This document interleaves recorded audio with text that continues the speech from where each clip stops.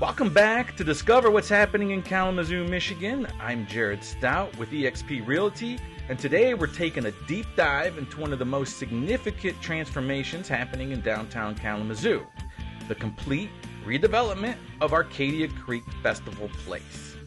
If you lived in Kalamazoo for any length of time, chances are you've attended an event at Arcadia Creek. Maybe it was Rib Fest, maybe it was Blues Fest, maybe it was Pride, Canada Fest, the Caribbean Festival, or one of the many concerts and community celebrations that have brought thousands of people downtown over the last 2 decades. For many residents, Arcadia Creek isn't just another piece of property.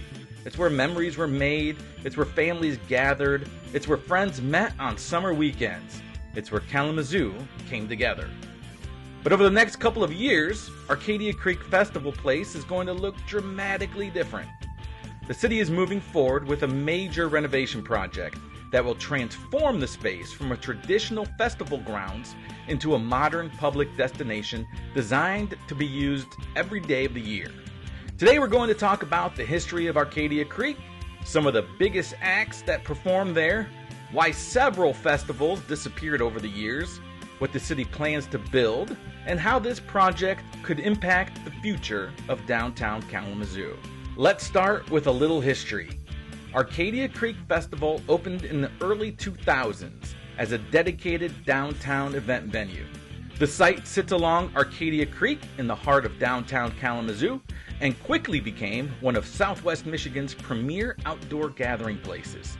For years, it was the center of Kalamazoo's summer festival scene. At its peak, the venue hosted major annual events including Greek Fest, Irish Fest, Taste of Kalamazoo, Island Fest, Rib Fest, Blues Festival, Pride celebrations, concerts, and countless community events. On many summer weekends, thousands of people would pack the grounds. Local restaurants benefited, hotels saw increased bookings, downtown businesses enjoyed additional traffic. Arcadia Creek became a destination not just for Kalamazoo residents, but for visitors from all over Southwest Michigan. What many people don't realize is that Arcadia Creek also hosted some surprisingly big names in music. Over the years, artists such as Everclear, Spin Doctors, Joan Osborne, Survivor, Lita Ford, Pop Evil, Puddle of Mud, Sister Hazel, Mark McGrath, O-Town, Chris Kirkpatrick from NSYNC, David Cook, and many others performed at the venue. For a city the size of Kalamazoo, that's a pretty impressive list of performers. Many longtime residents remember standing in front of that stage with thousands of other people enjoying live music on warm summer nights. So, if Arcadia Creek was so successful, why did many of the festivals disappear? The answer isn't simple. For years, there's been a misconception that the festival left because people stopped attending. In reality, attendance wasn't necessarily the problem. The bigger issue was economics. As the years went on, the cost of operating large outdoor festivals continued to rise. Insurance became more expensive. Security became more expensive. Entertainment costs increased dramatically. Equipment rentals increased. Infrastructure requirements became more complicated. At the same time, many festivals relied heavily on volunteers and sponsors. Organizers found themselves facing growing expenses while trying to maintain affordable ticket prices. One of the first major changes came with Greek Fest. For many years, Greek Fest was one of the most popular events at Arcadia Creek. Tens of thousands of people attended annually. Eventually, organizers determined that the large outdoor format was becoming increasingly difficult to sustain financially. The festival shifted towards smaller church-based events and dinners rather than continuing as a massive downtown festival. Irish Fest followed a different path. Rather than disappearing completely, organizers moved to smaller venues, where operating costs were lower and logistics were easier to manage. Then there was Island Fest. Many people assume Island Fest disappeared, but that's not exactly true. The festival evolved into what is now known as the Kalamazoo Caribbean Festival, which remains one of the city's most successful annual events today. Taste of Kalamazoo also struggled with changing economics and large-scale festivals. Organizers found it increasingly difficult to make the numbers work while maintaining the experience people had come to expect. Perhaps the biggest change came when Kalamazoo Rib Fest announced a hiatus after decades of operation. For many residents, including myself, Rib Fest was synonymous with Arcadia Creek. The smell of barbecue sauce, national touring bands, crowds filling the grounds. It became one of Kalamazoo's signature summer traditions. But even Rib Fest faced the same challenges affecting festivals across the country. Rising costs, volunteer shortages, competition from countless other entertainment options, changing consumer habits, and eventually, organizers determined that a pause was necessary. By the mid-2010s, it became clear that the traditional festival model that had fueled Arcadia Creek's success during its early years was beginning to change. At the same time, downtown Kalamazoo itself was evolving. New restaurants opened, breweries expanded, downtown living became more popular. People increasingly wanted spaces they could use every day, not just a few weekends each year. That's where the current redevelopment project comes into the story. City leaders began asking an important question. What if Arcadia Creek could become more than just a festival site? What if it became a year-round destination? What if families could use it on Tuesday afternoon? What if workers could enjoy lunch there? What if children had a place to play?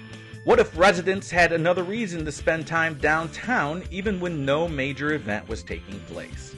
Those questions led to the redevelopment plan we see today. The renovation will completely reimagine the space. Plans include a new pedestrian bridge replacing the aging structure currently on site, a new amphitheater area for performances and community events, an open-air pavilion, improved public gathering spaces, water features, a playground, enhanced landscaping, improved pedestrian connections, and better integration with surrounding downtown businesses. The goal is to create a space that remains active every day rather than sitting largely unused between festivals. Another interesting piece of the project is that the city has reserved space for a future mixed-use building that could include public restrooms, event support facilities, storage, and additional amenities. In many ways, this project represents a shift in how cities think about public spaces. Rather than building for a handful of large events, cities increasingly focus on creating destinations that generate activity every day. But the Arcadia Creek story becomes even more interesting when you look at everything else happening around downtown Kalamazoo. This project isn't just occurring in isolation. At nearly the same time, the city is preparing for the arrival of the new Kalamazoo Event Center. The Event Center will bring Western Michigan University basketball and hockey downtown. It will host concerts. It will host conventions. It will attract visitors from throughout the region. The city is also moving forward with road redesign projects, downtown placemaking initiatives, and additional public improvements. When you combine the Event Center, Arcadia Creek redevelopment, downtown housing projects, and infrastructure improvements, you're looking at one of the largest transformations downtown Kalamazoo has experienced in decades. For people interested in real estate, that's where the story gets especially interesting. Public investments often influence private investments. As downtown becomes more attractive, it can encourage additional resident development, new businesses, restaurants, retail spaces, and housing opportunities. Neighborhoods such as Vine, Stewart, Edison, Northside, West Main Hill, and downtown itself could all benefit from increased activity and investment. Now, one question many residents are asking is what happens to festivals during construction? The good news is that several major festivals are expected to continue before major construction begins. The city has worked with organizers to preserve as much of the festival schedule as possible. However, some events may need temporary locations while construction is underway. The transition period will likely be challenging for some organizers, but city leaders believe the long-term result will be worth the short-term inconvenience. When the project is complete, Kalamazoo will have a modern public space capable of hosting festivals while also serving residents every day of the year. So what does all this mean? In my opinion, Arcadia Creek is entering a new chapter. The old Arcadia Creek represented the festival era of downtown Kalamazoo. The new Arcadia Creek represents a vision of downtown as a year-round destination. It doesn't erase the memories. It doesn't erase the concerts. It doesn't erase Rib Fest, Blues Fest, Greek Fest, Irish Fest, Taste of Kalamazoo, or the countless community events that brought people together over the years. Instead, it's an attempt to build on that legacy and create something that serves the next generation of Kalamazoo residents. Whether you love the project or have concerns about the changes, one thing is certain. The downtown Kalamazoo that exists in 2030 will look very different from the downtown Kalamazoo we know today. And Arcadia Creek Festival Place will be right at the center of that transformation. I'd love to hear your thoughts. What's your favorite Arcadia Creek memory? What concerts did you attend there? My favorite memory was when I was working at WFAT at the time and I produced their live broadcast of the final night of Blues Fest, and Watermelon Slim was one of the headliners. It was an amazing time. What festivals do you miss the most? And what do you think the future of Arcadia Creek should look like? Leave a comment below. If you enjoy videos about development, real estate, and community news in Southwest Michigan, be sure to subscribe to discover what's happening in Kalamazoo, Michigan.